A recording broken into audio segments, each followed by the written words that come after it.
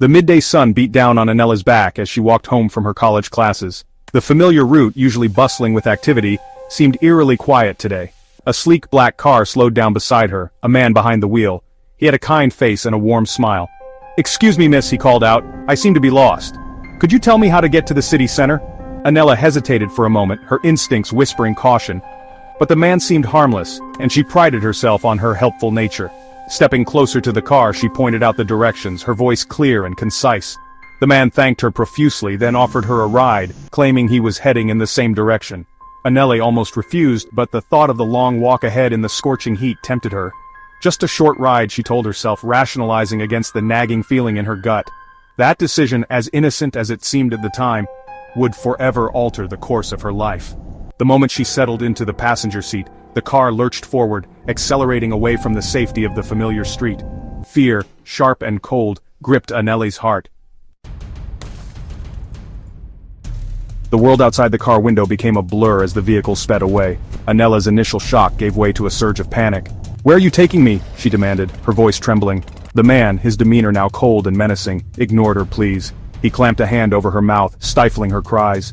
Anele struggled against his grip, her heart pounding against her ribs. Her eyes darted around the unfamiliar interior of the car, searching for anything that might help her escape. But she was trapped, her body paralyzed with fear. The man's grip tightened, his touch sending chills down her spine. They drove for what felt like an eternity, the silence inside the car broken only by Anele's ragged breathing. The car finally screeched to a halt in a desolate, unfamiliar area. Two men, their faces hidden in the shadows, emerged from a dilapidated building. They approached the car, their eyes cold and calculating, reinforcing Anele's growing sense of dread.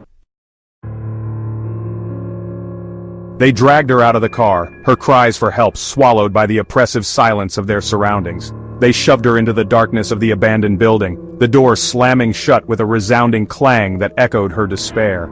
Days blurred into nights. Anele was confined to a small, windowless room, the stench of fear and despair clinging to the walls. Her captors, their faces a blur of cruelty, revealed their sinister intentions. They spoke of a life of servitude, of being sold to the highest bidder, their words stripping away her dignity and hope. Anele was a commodity, a prisoner trapped in a nightmare that seemed to have no end. The weight of their words pressed down on her, threatening to suffocate her spirit. But even in the darkest depths of despair, the human spirit yearns for freedom. Anele clung to the memory of her family, their love a beacon of hope in the overwhelming darkness. She knew she had to escape, to reclaim her life from the clutches of her captors. Section 4. A glimmer of hope. A daring escape. One night as her captors slept, Anele noticed a glint of metal on the floor, a discarded hairpin. It was a small, insignificant object, but in that moment, it represented a chance, however slim, at freedom. With trembling hands she picked it up, her heart pounding with a mix of fear and determination. Night after night she meticulously worked on the lock, her every movement fueled by a desperate hope. And then, on a night when the moon hid behind a veil of clouds, the lock yielded to her efforts. The door creaked open, revealing a sliver of the night sky and the promise of freedom.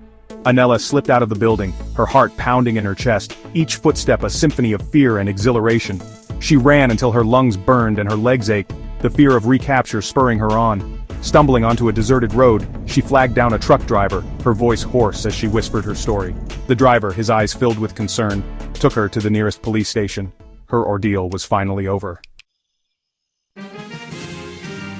Section 5. Staying safe, you are your own best protector. Anele's story, though fictional, reflects the harsh realities of human trafficking that plague our world. It is a crime that preys on the vulnerable, exploiting their innocence and dreams, but we are not powerless. We must arm ourselves with awareness and caution, becoming our own best protectors. Be wary of strangers who approach you, especially those who offer unsolicited help or rides. Trust your instincts. If a situation feels wrong, it probably is. Avoid sharing personal information with strangers and be mindful of your surroundings. Remember that awareness is your first line of defense. Share this story and let Anele's courage inspire you to stay vigilant. By being aware of the dangers and taking precautions, we can create a safer world for ourselves and for others. Remember, you are not alone.